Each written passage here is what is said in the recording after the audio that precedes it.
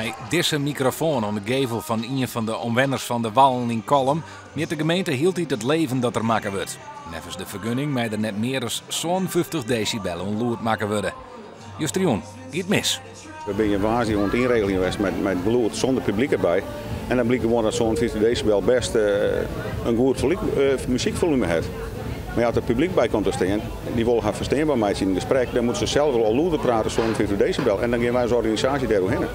Nevens de organisatie woe het publiek maar net in de juiste stemming komen. Bij OLS had de gemeente nou besloten de normen te verrommen.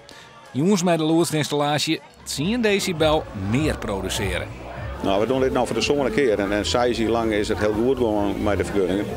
En we denken dat we zo gauw mogelijk met de gemeente en de buren met tafel moeten om dit te evalueren en voor iedereen een werkbaar verhaal te krijgen.